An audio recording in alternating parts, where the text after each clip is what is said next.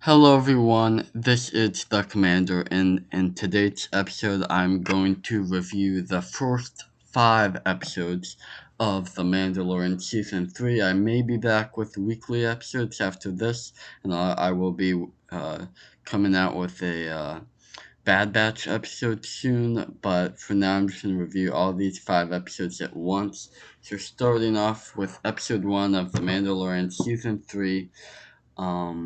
We have these Mandalorians on the planet, that like Western kind of planet, and they are fighting this beast, and they are saved by Din Djarin, who flies in on his N1 starfighter, and then Din goes to Mandalore to restore its status as a Mandalorian.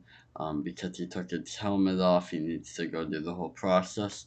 So he goes to Navarro first to meet up with Grief Karga, who gives him it would give him a plot of land there, but he says that he's more focused on the Mandalorian stuff. But then they're confronted by pirates, and there's a little fight there. And then we also get to see a Babu Frick species, the Anzellans, and they attempt to repair IG-11. So Din can go with IG-11 down into the depths of Mandalore, but that doesn't work very well. There's a space fight with pirates. The same pirates have their starfighters, and then he escapes to a planet in the Mandalorian system, where then he talks to Bo-Katan. So at this point, Bo-Katan, she seems a little bit like a villain. We'll see how she plays out. It's still not too sure what if she's gonna be a good guy or a bad guy. And then we had, so I give that one a 7 out of 10. Wasn't the best episode personally, I thought. Episode 2, I think that was a little better. We start at Mos Eisley, and we get to see a Pelimoto. So we're kind of just visiting all the characters from previous seasons. Mando's looking for droid help, and he ends up getting an R5 droid to get to Mandalore with. And they make it into Mandalore. There's some turbulence from the storms, and Mandalore, they always said that it was like toxic after the Empire bombed it, but it's not as bad as they thought. So they land on the surface. The air sample taken by R5, it's good, it's breathable, and then Din goes out, and he sounds like this was before they knew the air sample was good, but his he sounds like he's got this like oxygen thing, and it makes him sound like Darth Vader, which I thought was pretty interesting. And then he goes into this cave, and he's attacked by these creatures. They're almost like troll type, something for like something like that, like dungeon something. So he fights those, and then they go back to the ship, and the atmosphere is breathable. So then Grogu, Din, and R5 go to the same cave, and they find that big civic center, like a abandoned urban area underground, and there's a lot of those creatures. There's this Mandalorian helmet on the floor, and then there's this robot mech creature thingy that captures Mando. So then Grogu tries to save him with the Force, and but he can't do it. So Grogu then pilots the N1 off-world to Bo-Katan, and then Bo-Katan, she says that she wants to, like, before Grogu lands, that she wants to get rid of Din, but from everything we've seen in the later episodes, this has not been the truth. We'll see how it will turn out between those two. There might be a little bit of a relationship between Din and Bo, so that'll be very interesting to see how those allegiances play out. And then Bo heads to Mandalore and go to fight the creatures in the cave. There's a battle with cyborg robot thingy, and in the end, Bo grabs the dark saber, and then the droid is pretty much defeated, and Din has been saved. And then they go to the living waters, and Din enters the waters to restore himself with the creed. But then he sinks because it's a lot deeper than he thought. And then Bo goes to rescue him. And then she sees that the mythosaur is very much still alive and not extinct. Big news there because it means that Bo can now, if she goes through with it and rides the mythosaur, she can control all of the Mandalorians. So that was very interesting. I gave this one a 9 out of 10. It's a pretty good episode, though, with some bigger stakes in it. And then episode 3, Din, it's recovering. He just gets out of the water and recovers from the water, pretty much. And then on Kalevala, which is the planet where Bo or Palace or whatever it's, the Imperials attack it with TIE interceptors and the palace is destroyed. Now, I don't know who these are from. Could be Moff Gideon's Imperials, could just be another remnant. We will see. Um, and I do wonder when it's gonna be a change from the Imperial Remnant to the First Order, because we're starting to like 2 years have passed since the last season of the Mandalorian at this point, so that will be pretty interesting. And then the rest of the episode relates on Coruscant, where we get to see Doctor Pershing from season 1, I believe.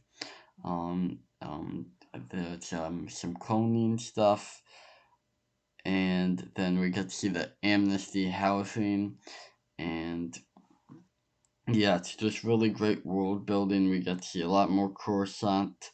Um, so Pershing, he can't do it with like regular clone research.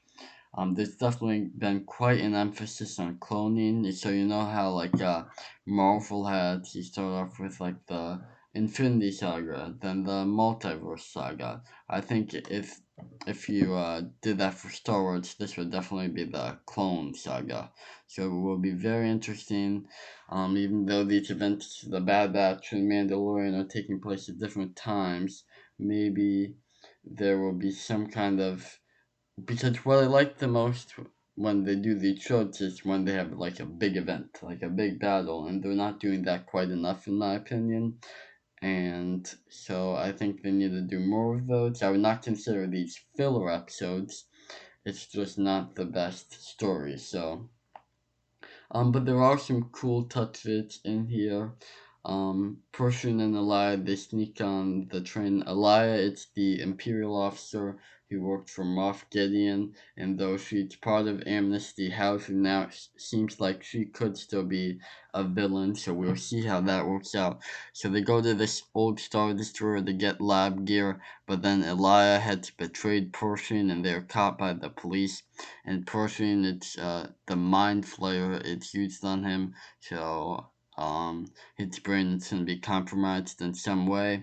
And then we go back to the Mandalorian, where Din brings Bo to his group of Mandalorians on that desert planet, and Pad's Vizsla declares both of them as apostates. So there's definitely some disagreements between the Pads and Din and Bo in a lot of this. Um, but then they let them in, and the armor confirms that they have been redeemed by the living waters. And then Bo joins that group of Mandalorians, the Children of the Watch, I think they're called. So I give this one a 9 out of 10. It had some nice world building and just some good elements in it.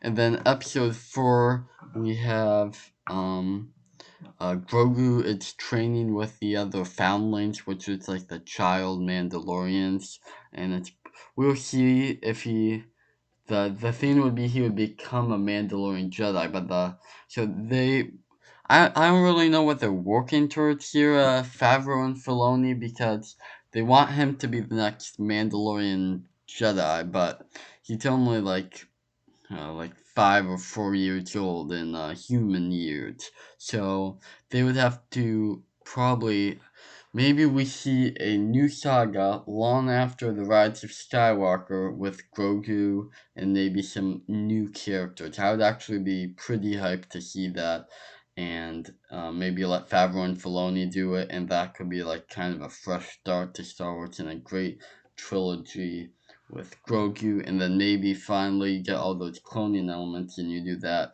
long past the Rise of Skywalker, because then Grogu would be, he'd probably be like 20 or something in human years by that time.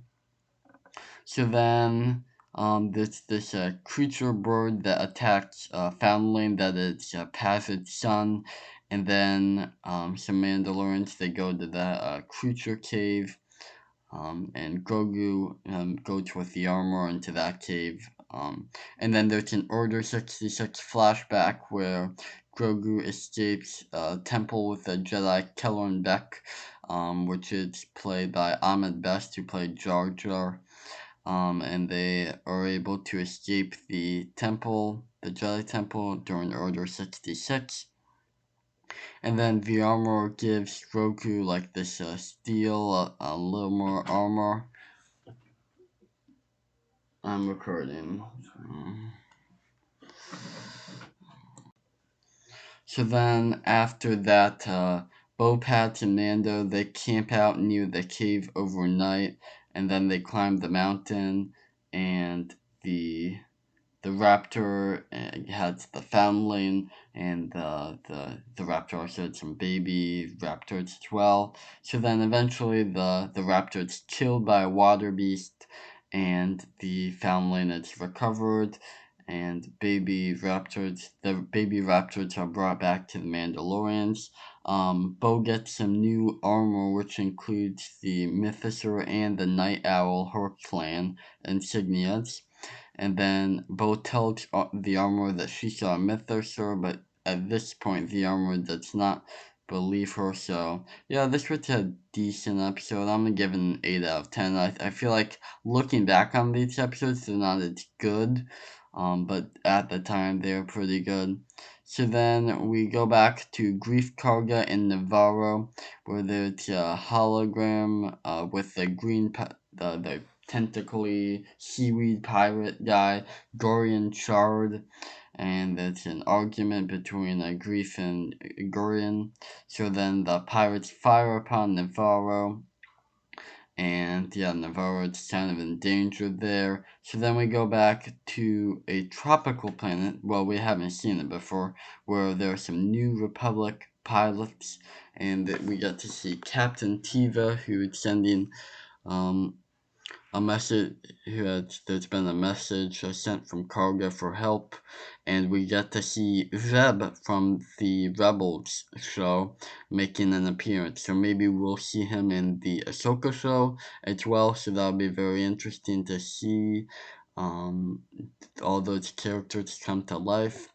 I do hope, like, yeah, it's interesting because they left an open end for all those characters, so I'd say in that case it's okay, but it's also like I don't want them to bring back too many characters because then and like undo deficits, because that's been a major problem for Star Wars.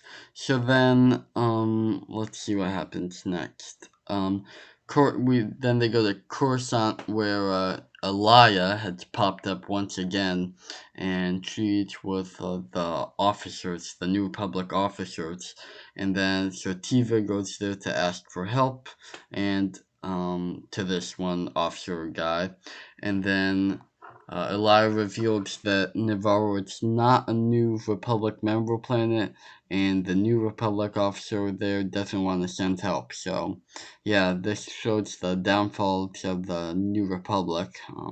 It just couldn't stop the rise of the First Order, and yeah, what's not the greatest fix to the Empire. So then back on Navarro, the people of the town are in the wastelands now, and Tiva goes to get the Mandalorian, and the Mandalorians greet him pretty harshly, and they're mad about being found because the whole thing about the Mandalorians is they're like hiding out on this planet. So now they have to like move because they've been found. Um, and what's interesting here is like that the Sativa basically tells you about what happened on Navarro, and then we do get to hear some March of the Resistance background music, which I found very interesting. And I think we heard a little bit of it in episode 3 as well, so I do like what they're doing with the musical hinting here. And I think this suggests that, like, Tiva, he's kind of breaking off from the New Republic a little bit. And that's exactly what the Resistance did. They broke off from the New Republic because they're just kind of for inefficient government. So now they're going to create the Resistance. So I think pretty soon here we'll see maybe the creation of the Resistance. So that would be interesting. And maybe Tiva would be part of the Resistance. So that would be interesting. And um, yeah, we'll see if they change the sequel trilogy. I know that's been a big topic. Will they like retcon the sequel trilogy? Will be interesting. Um, so then, continuing on with what happened in the episode, the Mandalorians, they want to move now. So, and finally, Pat is supporting Din, so they leave to abandon this planet and go to Navarro. And it's a nice battle between the pirates and the Mandalorians on Navarro. Sky battle, ground battle. It's a pretty well done sequence. It's definitely more a movie like, I would say.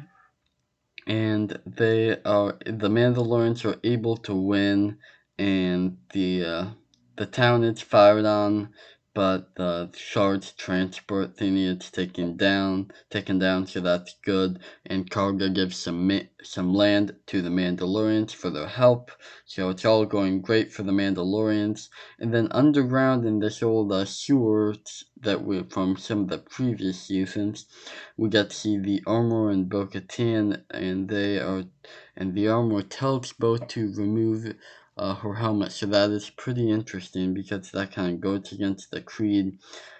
And they talk about the Mythosaur, and they talk about how Bo can take her helmet off because she's walked the way of her Night Owls and that clan, and the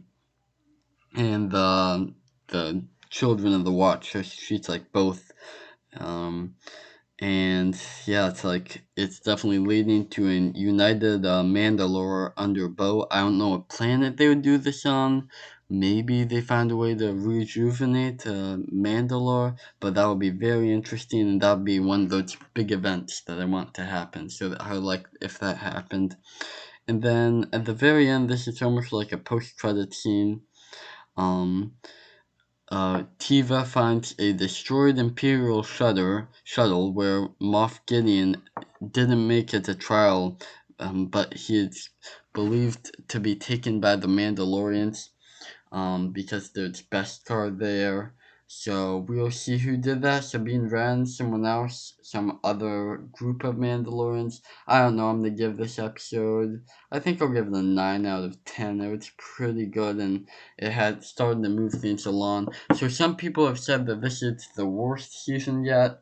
Um, to be fair, some of the other Mandalorian seasons, they weren't my favorite. The first one, I think some people like that. It wasn't my favorite. It's a little like slow, insignificant, and the episodes didn't really gel together. And I really like a coherent season because that's exactly what a filler is. It's a filler episode is one you just have one episode. It's one contained storyline. So that's what they've been doing pretty well with a coherent season. It's just not been that exciting. We'll see. It had a chance to be the best season. I think it can redeem itself in the last 3 episodes. Um, but yeah, it'll be interesting to see with Ahsoka coming out. So it's a pretty exciting time for Star Wars. That's gonna do it for this video. Please make sure to subscribe and like. And this is the Commander signing out.